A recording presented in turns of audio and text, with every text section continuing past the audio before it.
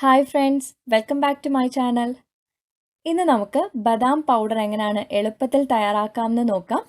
ബദാം പൗഡർ അല്ലെങ്കിൽ almond floor, almond meal എന്നൊക്കെ പറഞ്ഞ് നമുക്ക് റെഡിമെയ്ഡ് ആയിട്ട് വാങ്ങാൻ കിട്ടുന്ന അതേ പെർഫെക്ഷനുള്ള പൗഡർ നമുക്ക് വീട്ടിൽ എങ്ങനെ എളുപ്പത്തിൽ തയ്യാറാക്കാം എന്നുള്ളതാണ് ഈ ഒരു വീഡിയോയിൽ ഉൾപ്പെടുത്തിയിരിക്കുന്നത്. സോ നമുക്ക് റെസിപ്പിയിലേക്ക് പോകാം. അതിനു മുന്നേ നിങ്ങൾ ആദ്യമായാണ് ചാനൽ കാണുന്നതെങ്കിൽ സബ്സ്ക്രൈബ് ചെയ്യുക. തുടർന്നും വീഡിയോസിൻ്റെ നോട്ടിഫിക്കേഷൻ കിട്ടുന്നതിനായിട്ട് തൊട്ടടുത്തുള്ള ബെല്ലൈക്കൺ കൂടി എനേബിൾ ചെയ്ത് ഓൾ ഓപ്ഷൻ സെലക്ട് ചെയ്യുക. അപ്പോൾ ഞാൻ ഇടുന്ന എല്ലാ വീഡിയോസിനും നിങ്ങൾക്കിനി നോട്ടിഫിക്കേഷൻ കിട്ടും.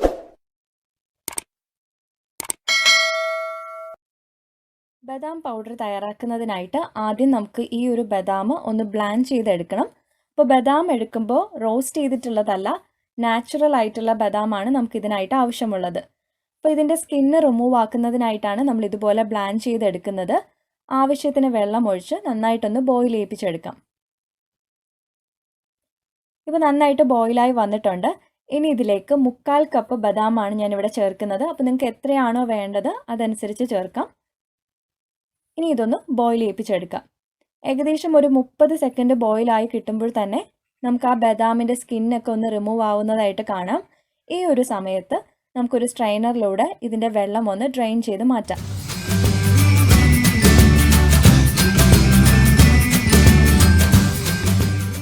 ഇനി ഡ്രെയിൻ ചെയ്തിട്ടുള്ള ബദാമിൻ്റെ സ്കിന്ന് റിമൂവ് ചെയ്യുന്നതിനായിട്ട് ജസ്റ്റ് ഒന്ന് സ്ക്വീസ് ചെയ്താൽ തന്നെ നമുക്ക് എളുപ്പത്തിൽ അതിൻ്റെ സ്കിന്ന് റിമൂവ് ചെയ്തെടുക്കാൻ പറ്റും. ഇനി ഇതിനകത്ത് നന്നായിട്ടൊരു വാട്ടർ കണ്ടൻറ് ഉണ്ടാവും. അത് മാറ്റുന്നതിനായിട്ട് ക്ലീൻ ആയിട്ടുള്ളൊരു ക്ലോത്തോ അല്ലെങ്കിൽ ഒരു പേപ്പർ ടവലിലേക്കോ നമുക്ക് ഈ സ്കിന്ന് റിമൂവ് ചെയ്തിട്ടുള്ള ബദാം ഇട്ട് കൊടുക്കാം. ഇതുപോലെ ബാക്കിയുള്ള എല്ലാ ബദാമിൻ്റെയും സ്കിന്ന് നമുക്ക് റിമൂവ് ചെയ്തെടുക്കാം. ഈ ഒരു ബദാമിൽ ഒട്ടും തന്നെ വെള്ളത്തിൻ്റെ അംശം ഉണ്ടാവാൻ പാടില്ല. അങ്ങനെ വെള്ളത്തിൻ്റെ അംശം ഉണ്ടെങ്കിൽ നമ്മൾ ആ പൊടിക്കുന്ന സമയത്ത് ഈ ഒരു ബദാമിൽ നിന്നും ബട്ടർ റിലീസായിട്ട് ഇതൊരു ആമണ്ട് ബട്ടറായിട്ട് മാറും. അപ്പോൾ അത് അവോയ്ഡ് ചെയ്യാനായിട്ട് കംപ്ലീറ്റ്ലി ഡ്രൈ ആക്കിയ ശേഷമാണ് നമ്മളിത് പൊടിച്ചെടുക്കുന്നത്. ആദ്യം ഞാനിത് ഓവർനൈറ്റ് ഡ്രൈ ചെയ്യാനായിട്ട് വയ്ക്കും. അതിനുശേഷം വെയിലത്ത് വെച്ചിട്ട് ഉണക്കിയിട്ടാണ് പൊടിച്ചെടുക്കുന്നത്. ഒന്നുകിൽ നിങ്ങൾക്കിത് വെയിലത്ത് ഉണക്കിയെടുക്കാം, അല്ലെങ്കിൽ പാനിലൊന്ന് റോസ്റ്റ് ചെയ്തെടുക്കാം. അതുമല്ലാന്നുണ്ടെങ്കിൽ ഓവനിൽ ജസ്റ്റ് ഒന്ന് ഡ്രൈ റോസ്റ്റ് ചെയ്തെടുക്കാം. നന്നായിട്ട് റോസ്റ്റ് ആയിട്ടുള്ള ബദാമാണ് നമ്മളിവിടെ പൊടിച്ചെടുക്കുന്നത്. ഇത് വെയിലത്ത് നന്നായിട്ട് റോസ്റ്റായി നല്ല ക്രിസ്പി ആയിട്ട് കിട്ടിയിട്ടുണ്ട്. ഇനി നമുക്ക് മിക്സറിൻ്റെ ചെറിയ ജാറാണെന്നുണ്ടെങ്കിൽ അത് യൂസ് ചെയ്യാം. ഞാനിവിടെ ഒരു മീഡിയം ജാറാണ് എടുത്തിട്ടുള്ളത്, അതുകൊണ്ട് ഒരുമിച്ചിട്ടാണ് പൊടിച്ചെടുക്കുന്നത്. ചെറിയ ജാറാണെന്നുണ്ടെങ്കിൽ 2 ബാച്ചായിട്ട് പൊടിച്ചെടുക്കാം. അപ്പോൾ ജാറും വളരെ ഡ്രൈ ആയിട്ടുള്ള ജാറ് തന്നെ ഇതിനായിട്ട് യൂസ് ചെയ്യണം. ഇനി നമുക്കിത് പൊടിച്ചെടുക്കാം.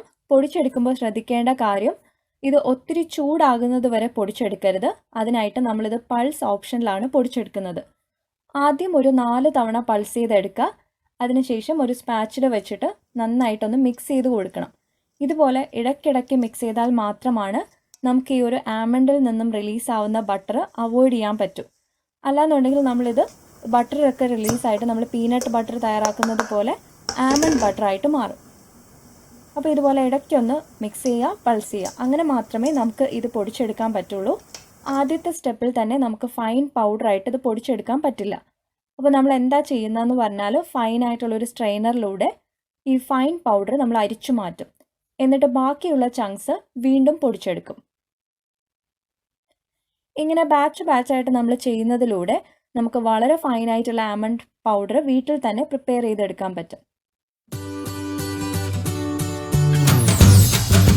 അപ്പോൾ ഫൈനായിട്ടുള്ളൊരു അരിപ്പ തന്നെ ഇതിനായിട്ട് യൂസ് ചെയ്യണം. നന്നായിട്ട് അരിച്ചു കഴിഞ്ഞിട്ട് കിട്ടുന്ന ചങ്ക്സ് വീണ്ടും മിക്സർ ജാറിലേക്ക് പകർത്തുക, വീണ്ടും പൾസ് ചെയ്തെടുക്കുക, ഇടയ്ക്ക് സ്പാച്ചുല വെച്ചിട്ട് മിക്സ് ചെയ്ത് കൊടുക്കുക, വീണ്ടും നമ്മളിത് അരിച്ചെടുക്കുക. അപ്പോൾ ഈ ഒരു പ്രോസസ്സ് നമ്മൾ കംപ്ലീറ്റ്ലി ആമണ്ട് മീൽ ഫൈൻ പൗഡറായിട്ട് കിട്ടുന്നത് വരെ നമ്മളിത് ചെയ്തെടുക്കുക. നമ്മൾ മൈദ, ഗോതമ്പ് പൊടി ഇതൊക്കെ യൂസ് ചെയ്യുന്നതിന് പകരമായിട്ടാണ് ഈ ഒരു ആമണ്ട് ഫ്ലോർ യൂസ് ചെയ്തിട്ട് ഗ്ലൂട്ടൻ ഫ്രീ റെസിപ്പീസ് പ്രിപ്പയർ ചെയ്യുന്നത്. ഇതിനു മുൻപ് ഞാൻ പ്രിപ്പയർ ചെയ്തിട്ടുള്ള മാക്രോൺസിൻ്റെ റെസിപ്പി, അതിൽ ഞാൻ യൂസ് ചെയ്തിരിക്കുന്ന ഈ സെയിം ആമണ്ട് ഫ്ലോർ ആണ്. അപ്പോൾ നിങ്ങൾക്ക് അതിൻ്റെ വീഡിയോ കാണണം എന്നുണ്ടെങ്കിൽ ഞാൻ അതിൻ്റെ ലിങ്ക് കൂടി ഡിസ്ക്രിപ്ഷൻ ബോക്സിൽ കൊടുക്കാം. അപ്പോൾ മാക്രോൺസ് എന്ന് പറയുന്നത് ഒരു സോഫ്റ്റ് സാൻഡ്വിച്ച് കുക്കീസാണ്. അപ്പോൾ ഇതുപോലെ ഫൈനായിട്ട് പൊടിച്ചെടുക്കുന്ന ആമണ്ട് ഫ്ലോർ കൊണ്ട് നമുക്ക് വളരെ എളുപ്പത്തിൽ തന്നെ വീട്ടിൽ തയ്യാറാക്കിയെടുക്കാൻ പറ്റുന്ന മാക്രോൺസിൻ്റെ റെസിപ്പിയാണ്. അപ്പോൾ നിങ്ങൾ ആരെങ്കിലും കണ്ടിട്ടില്ല എന്നുണ്ടെങ്കിൽ ഞാൻ അതിൻ്റെ വീഡിയോയുടെ ലിങ്ക് കൂടി ഡിസ്ക്രിപ്ഷൻ ബോക്സിൽ കൊടുക്കാം.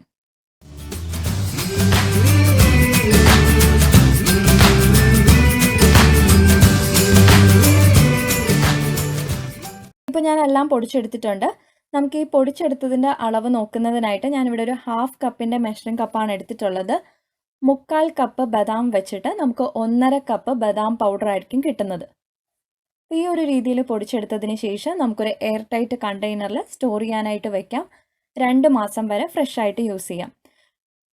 ആൽമണ്ട് ഫ്ലോർ വെച്ചിട്ട് നമുക്ക് ബദാം മിൽക്ക് ഇതുപോലെ ഡ്രിങ്ക്സ് തയ്യാറാക്കാം.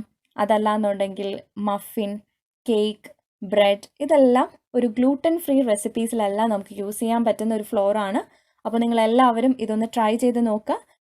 ട്രൈ ചെയ്തിട്ട് നിങ്ങൾക്ക് ഈ വീഡിയോ ഇഷ്ടമാവുകയാണെങ്കിൽ ലൈക്ക് ചെയ്യാനും നിങ്ങളുടെ ഫ്രണ്ട്സിന് ഈ ലിങ്ക് ഷെയർ ചെയ്ത് കൊടുക്കാനും അതുപോലെ സബ്സ്ക്രൈബ് ചെയ്യാനും മറക്കരുത്.